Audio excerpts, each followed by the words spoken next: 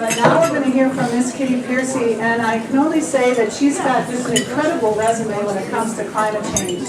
She's been to the Beijing Climate Summit, and I don't need to know the military to know. And she's so involved in climate change that we knew we had to get her here to Bend. But I think really who should be introducing her is Mayor Jim Clinton. That's great.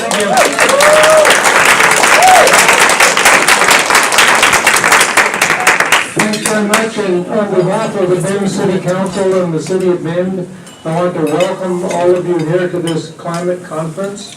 I'm pretty sure I'm right in thinking this is the first time in history we've had a climate conference here in Bend. We're proud to be part of this and encouraging. And as you know, we recently on the City Council did pass our own climate resolution.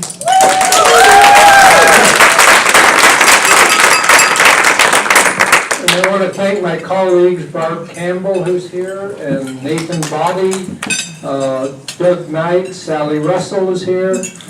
And I want to give a plug for Doug Knight because he's running for re-election and he has an opponent who is unfortunately still believing, oh my God, what if this is going to cost us a little money, rather than looking at all the great opportunities we have. So Doug and Sally and Nathan and Bob have been champions on the climate ordinance, climate resolution that we passed.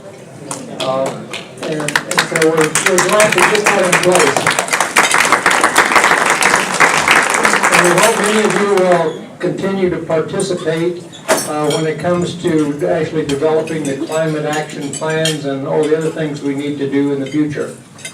But the reason I'm here is to introduce Kitty Piercy, who's the mayor of Eugene. She started her career in the civic scene in elected office in the legislature during the 90s. She went on and is now completing her third term, 4-year term on the Eugene as the mayor of the city of Eugene. Wow. Should I give you like She's actually been mayor of Eugene the same amount of time I've been on the Bend City Council. And I think it's pretty fair to say that she's accomplished a lot more than I have. And in particular, I noticed myself how much the downtown has improved during her tenure.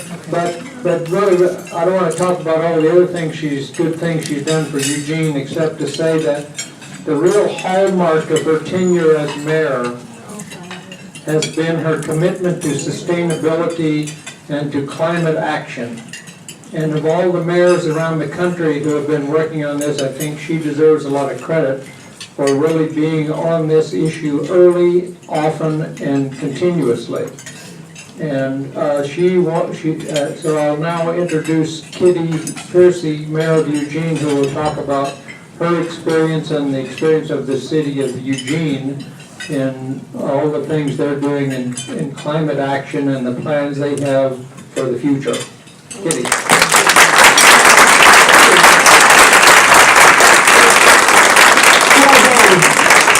And beyond, I imagine, people from around the area. It's a little fuzzy, isn't it? Is this better?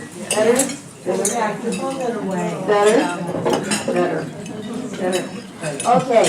So I always take advantage of being able a trip like this. So I spent one night in Sisters and one night here in Bend and went to your festival downtown last night. So I want to say thank you for inviting me and giving me this great excuse to go have a lot of fun in a beautiful part of our state. And we're going to get going on. So I'm delighted to speak with you today about Eugene's experience in our climate recovery efforts. Tell me if it's fuzzy or not. I believe our experience can provide insight on the discussions currently occurring in Bend regarding your climate policy and programming. As Eugene has made progress in adopting policy and implementing climate recovery actions, we are by no means out of the woods and continue to engage our community to innovate, dream, and create a sustainable future. Today, I'm here just to share My story today is focused on how Eugene came to where we are in addressing the challenge of climate change. I want to share some of the key steps on our path, including the importance of a good policy foundation, understanding and responding to the input from our community, what progress we've been able to make so far, highlighting some of the most recent developments, the tools and strategies we're using to chart our course forward, and leave you with some parting thoughts. First, I thought, I wanted to keep putting it in my mouth, and it doesn't work out. When I first ran for office, and I know everybody thinks Eugene is wildly liberal, but as I was explaining, we have our division between our sort of university-oriented part of our community and then some of the old traditional extraction businesses, which are part of our community. And those things over many, many years had many, many disagreements. And when I was running for mayor, we were in a period of time where the business community and the environmental community were bumping heads quite a bit. And so my advisors, when I was running for mayor, said, you know, people think you're liberal enough. Perhaps you don't want to run on anything environmental or mention the word sustainability out loud, because people will think you're some kind of eco-freak, and that'll be a problem. And I went out and listened to people from the right and the left and all points in between, and I said to myself, I just think you're wrong. I think everybody here, no matter where they are on our political spectrum, live here because they think this is a beautiful place to live. I think, and they want to protect the beautiful place we live. I think almost everybody wants to care for those who can't care for themselves. That's sort of the social equity piece. And I think that everybody wants to be sure we have a strong enough economy that people can raise their families and do well. That's a triple bottom line of sustainability. I said, as opposed to being something that pushes us apart, I think this is the thing that can pull us together. These are things we all have interest in together. And I think I share maybe that with you here because you live in this beautiful place. You have things that everybody cares about no matter where they're from. So I won my election. And a very conservative member of our coming out of the forestry business and so forth came to see me afterwards, and he said, I just want to know if you really meant what you were saying. Because I invented this eco-berm so that in construction projects which usually use plastic and silt, I have a biodegradable one. And I said, you're the poster child for what I'm after. So I asked him if he would step up and co-chair a sustainable business initiative, which is the first thing that I did. And we reached across the community and brought all kinds of people together from all political persuasions to sit around a table and talk about what did the city of Eugene do to support and foster businesses taking on more sustainable practices and more sustainable products. I didn't want to perpetuate the thinking that planning for a sustainable future was bad for business, and we've seen this pay off, that our reputation for building a sustainable community attracts new businesses and residents. The initiative started in 2005 and wrapped up with recommendations in 2006. Of the many recommendations, there were two most critical to climate work. The first was the creation of a City of Eugene Sustainability Commission that had the charge of providing policy recommendations to the City Council. The second recommendation was to develop a community-wide climate action plan. Within the first year of the Commission's operations, they brought to the City Council a package of policy recommendations initially developed through the SBI, the Sustainable Business Initiative. Specifically regarding climate action, they asked the Council to make city operations carbon neutral by 2020, develop a community climate and energy action plan, and cut fossil fuel use in half by 2030. After a number of meetings and discussions, the City Council adopted these goals in 2009. We first developed an internal climate action plan with a target goal to have carbon neutral city operations by 2020. This project was an excellent opportunity for staff from across the organization to collaborate on a common goal and test our various methodologies and processes to build a plan. Actions in this plan are focused primarily on energy performance of our buildings and fuel use within the city's fleet. The plan also includes options for the purchase of carbon offsets beginning in 2020 for remaining emissions. With an internal evaluation and plan completed, we set about working on a community-wide plan. The Climate and Energy Action Plan that Matt talked about earlier was developed over the course of 18 months, and Matt deserves all kinds of credit for that. He ran that whole operation, and was informed by our experience developing the internal plan. The extensive community participation helped planners sort and prioritize the various strategies put forth by the community and content experts. The plan includes actions to be taken by city government, businesses, partner agencies, and residents. The plan is a clear statement that addressing climate change is going to have many benefits and that success will require effort from all of us.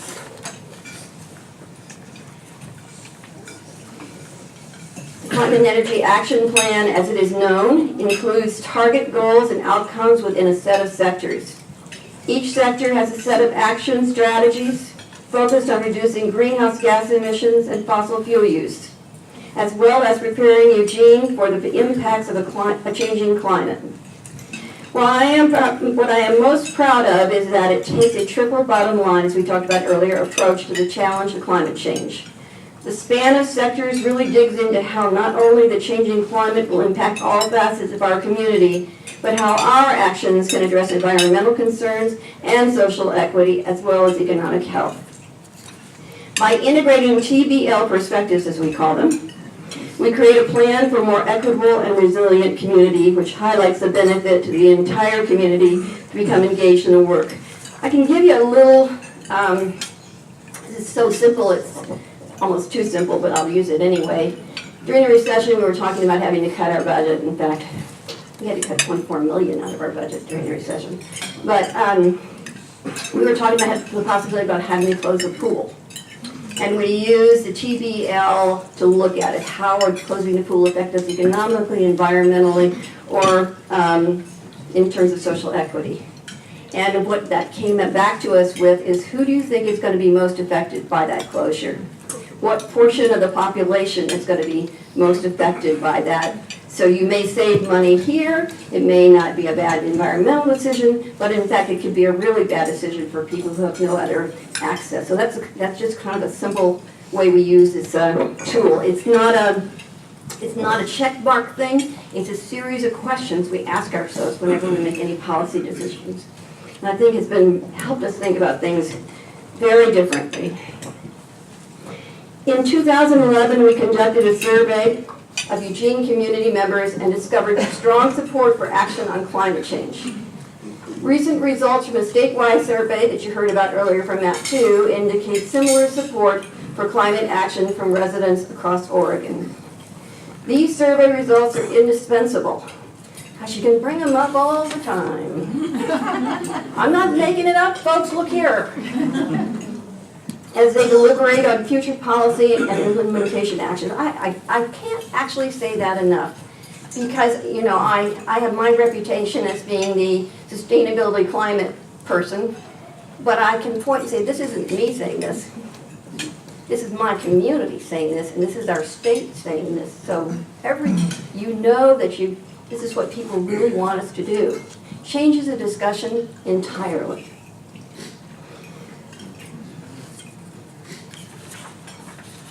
Then, in 2013, so this is another good story, we have green schools. And whenever the kids in those schools, programs that are trying to, take care of waste better and all the kinds of things that you can do within a school that kids can do, grow gardens, all of that. A group of them came to me and they said, we're so worried about our future. We're scared about what the world's going to be like when we grow up. What can we do? We feel like the adults don't understand how much it matters to us. So I said to them, come to city council. Come and talk to them. And don't just do it once. Do it over and over again. And give good logical presentations that are well crafted and well thought out, and be super polite. And they did. And I will tell you that when they first started coming, I think our council thought, oh, isn't that cute? And wanted to pat them all on the head and say, that's just the sweetest thing you've ever seen. And they kept coming back, and I think the council they're serious. They're seriously worried about their future. They are seriously worried about what they can do to do something better than what we've been doing. And it was through them that came the ask for the climate ordinance. And that council, which half of them were not very persuaded at the onset, all 8 of them ended up voting for it, because those kids and the people they brought with them were persuasive. And now we'll talk about that. Parents, teens, lawyers, professors, pastors, business leaders, educators all came to encourage the adoption of an ordinance that clearly states our commitment to climate action. The key about that, do you have your council meetings on TV? So I always say that's a 2-fer or a 3-fer or whatever, because when people come and talk, they talk to us, but they're talking to the community. And I don't know why, but some people like to watch it. And they watch it over and over and over again. So, I can't explain it. But I do want to say that that's an effective tool when you want to be introducing something to the community, and not just trying to say it's a city council's idea, but creating a picture for your community that this is what your community wants. All ages, all kinds of people, all kinds of folks, this is what they want. This isn't our big hot idea. This is what they want, and that's a very different thing. In response to this community call for action, the City Council passed the Climate Recovery Ordinance in July 2014. The ordinance clarifies and codifies our existing greenhouse gas and fossil fuel targets, requires a thorough assessment of our efforts to date, requires development of a science-based greenhouse gas target for council to consider, requires regular progress reports to council, requires staff to create a plan to get it back on track if we find out we aren't meeting our targets. Pretty vigorous. We're heading out. If we find out what we were doing doesn't work, then we're going to go back and try something else. Adopting the ordinance showed our community that we were serious about the effort to reduce greenhouse gas emissions and prepare for impacts. Since 2014, the city and community have continued to implement the internal and community-wide plan. The City Council has worked on implementing the near-term actions that were outlined within the Climate Recovery Ordinance. During 2015 and 2016, the City Council held 9 work sessions on the Climate Recovery Ordinance to develop a science-based reduction goal and to evaluate proposed benchmarks and targets to guide efforts over the next 5 to 10 years. With a team of climate specialists assisting city staff, we learned about a carbon emission budget associated with 350 ppm goal and the magnitude of change required for our community to meet this goal. With this information in mind, the City Council updated the CRO in July of this year to include these targets and benchmarks that will guide our internal and community-wide efforts over the next few years. Additionally, the City Council adopted a science-based goal of, by the year 2100, total community greenhouse gas emissions shall be reduced to an amount that is no more than the City of Eugene's average share of a global atmospheric greenhouse gas level of 350 ppm, which is estimated in 2016 to require an annual average emission reduction level of 7.6%. Pretty darn ambitious.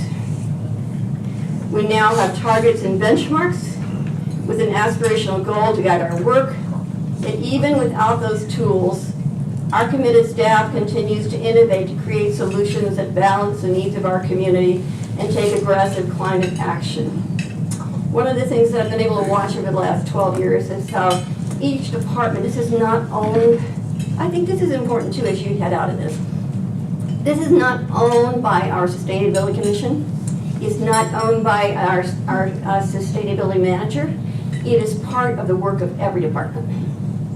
And they are encouraged to be innovative and included in all their thinking.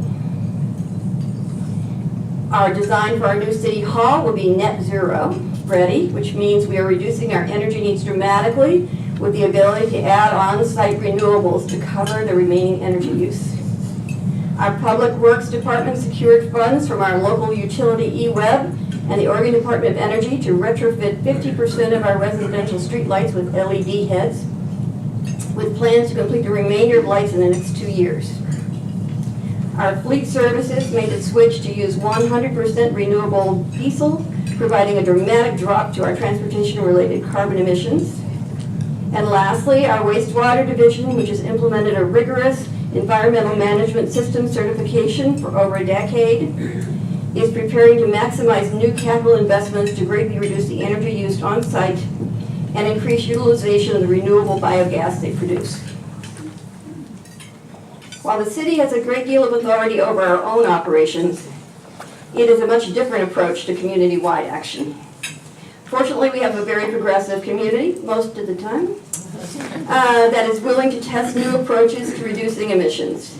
Just last week, the city partnered with Bring Recycling to roll out a pilot residential food waste collection program aiming to reduce the over 10,000 tons of food waste that is annually thrown away. We continue to invest in energy-efficient, affordable housing units with our community partners. So when we build affordable housing, we make sure that they get to have the goods that the rest of us have in living in an energy-efficient place that's going to save them money to live there. We are finalizing a new updated transportation system plan, one that links the targets of climate recovery ordinance with community-wide investments in transportation infrastructure, promoting more transit options and greater bicycling and pedestrian infrastructure.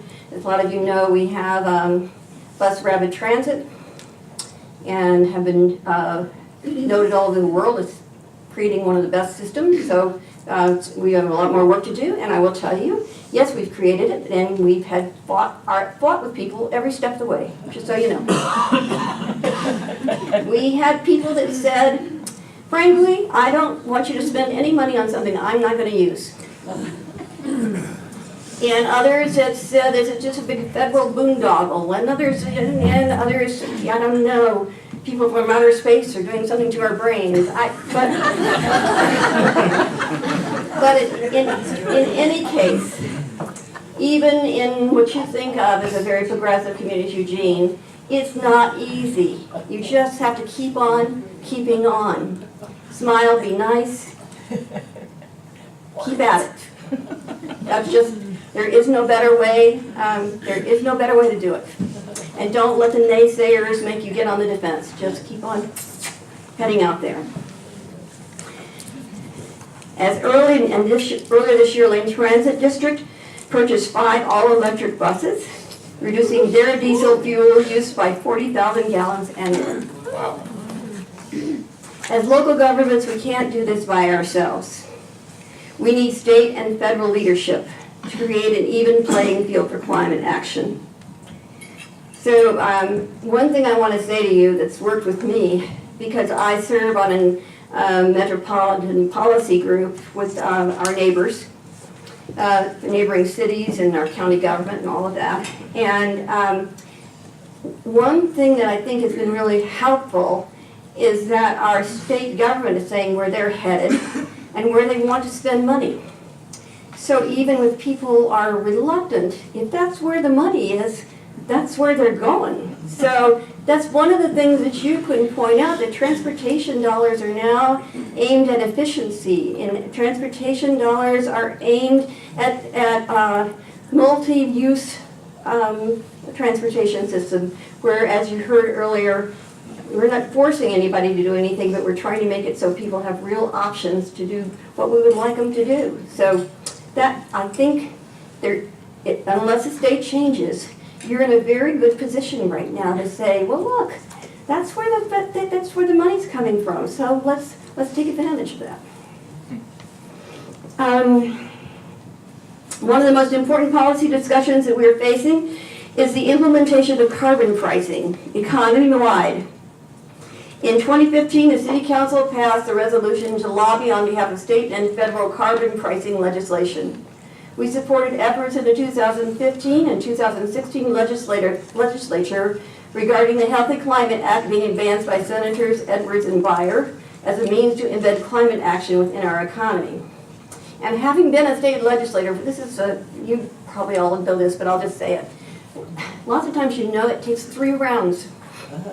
If you're trying to pass a piece of legislation, many times it won't pass the first time, it won't pass the second time, but you educate, and by the 3rd time, you got something going. So you should never be dissuaded.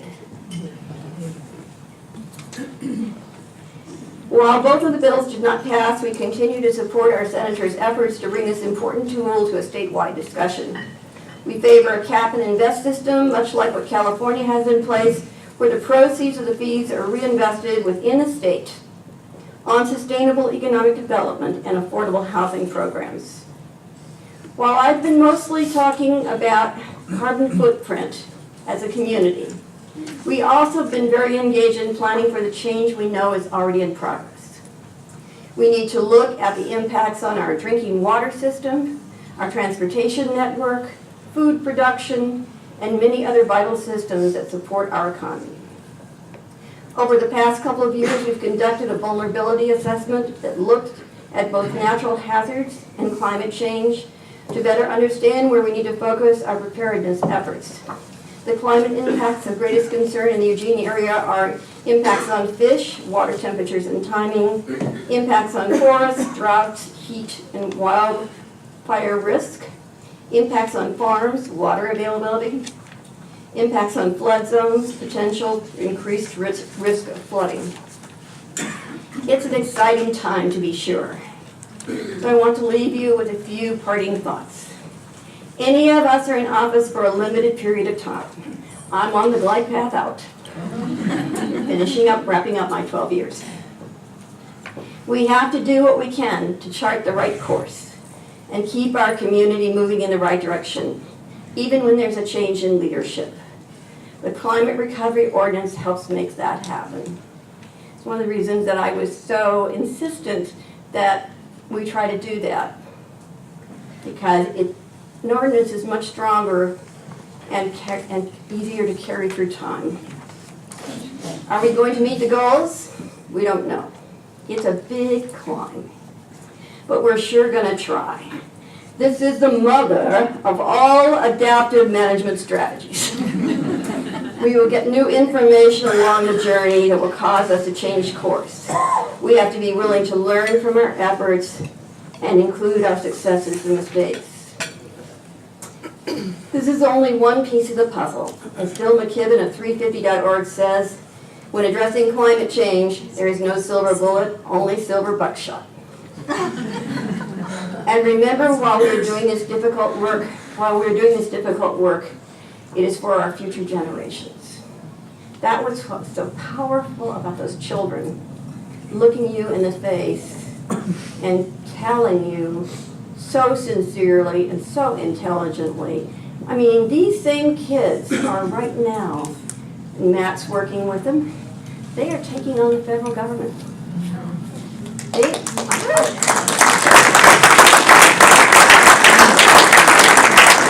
are smart and brave beyond all measure. And like young people are, there's nothing they believe they can't do.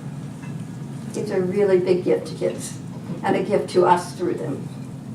So I am so proud that Eugene's youth are at the forefront of that federal lawsuit by Our Children's Trust.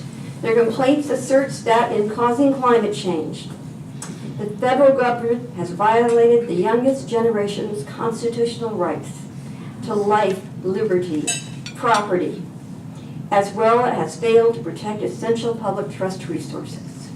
We will hear Judge Ann Aiken's ruling by mid-November to know if it will go to court or appeal.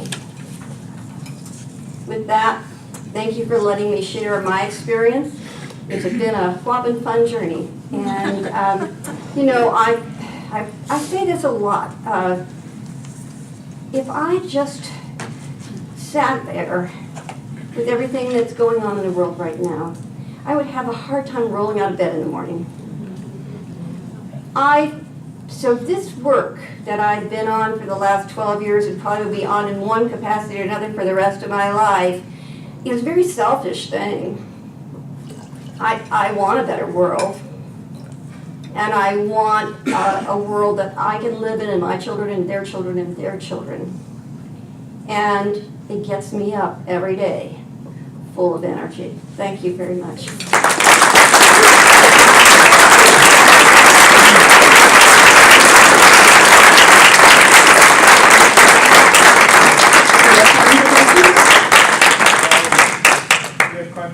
Do we have time for questions, or did you want to do the climate awards? Where's You may need to use this time for your awards. I'd like it. Diane? Is she around? Man. So,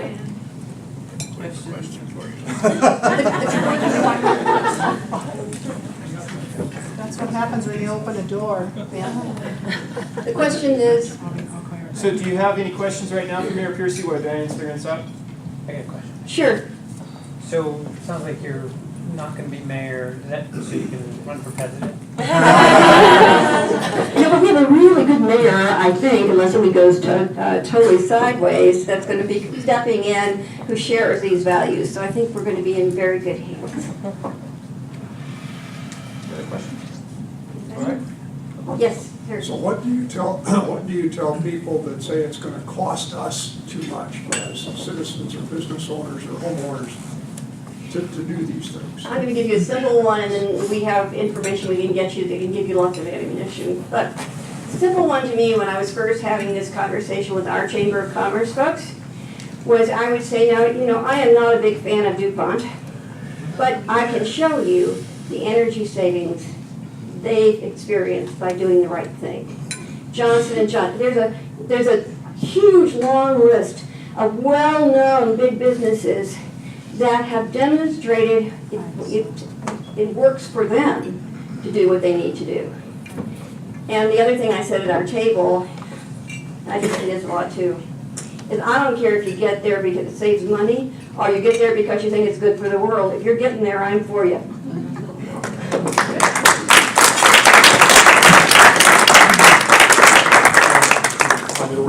Yes. Here you go. Thank you. You're welcome. Thank you so much. And I want to thank all of you for being here. I'm going to be announcing our Climate Champion Award winners. But by all of you just being here, I would like to recognize all of you as climate champions as well.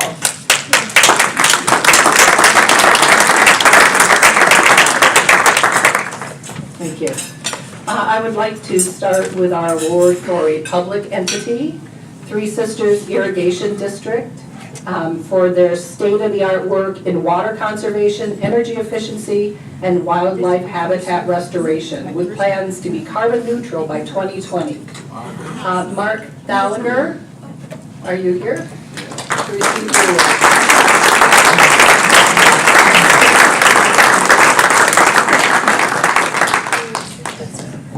Thank you, and would you like to say just a few words? Sure, I can do that.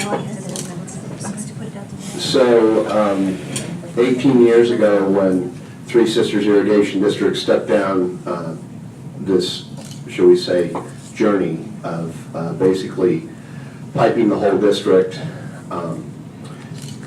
when we're done in 3 years, we will be conserving 9 million kilowatt hours, generating 4 million kilowatt hours, delivering 25% more water to the farms, and having taken Whitejuice Creek from drying it up in the summer to having 30 CFS of protected flow for steelhead and salmon. So ultimately, thank you. ultimately, one of the things that we didn't consider was that when you figure out the 7,500 acres of crops that farmers raise, and the fact that the 4 million kilowatt hours generated is enough for 400 homes, basically, we could actually sell carbon credits. So we're very excited about this. It's a win-win for the whole community, and you know, it's amazing to think that you can look to your irrigation districts for basically helping to bring the whole basin to climate neutral.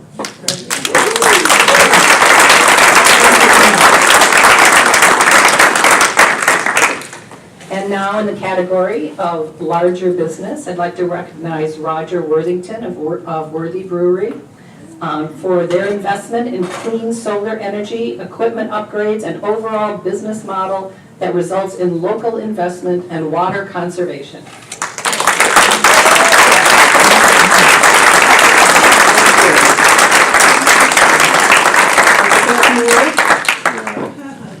We don't think of ourselves as very large. We're a very small brewery with a big heart, big ambition. Yeah, we are building Beertopia, but this is a great moment. So exciting to be here among all you activists and experts.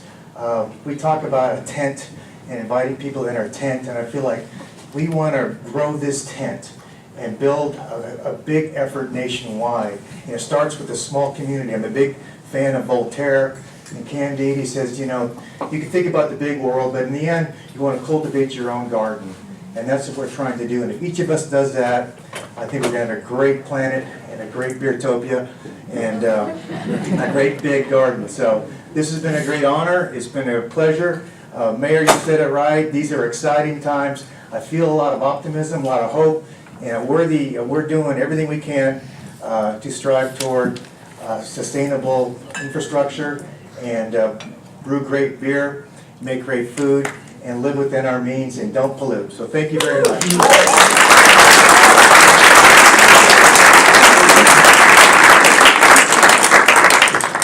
And finally, for the category of small business, I want to recognize Utility Trailer Sales of Oregon, located in Redmond. And we have Elizabeth Gallardo here to accept the certificate.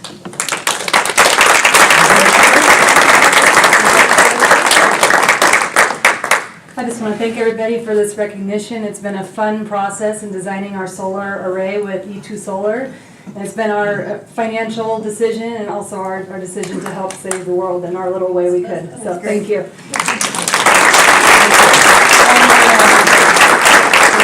I did not mention that we are recognizing them for their partnership with E2 Solar of Bend to design and build a net zero solar facility that went live on September 20th, 2016, and immediately began selling power back to the grid.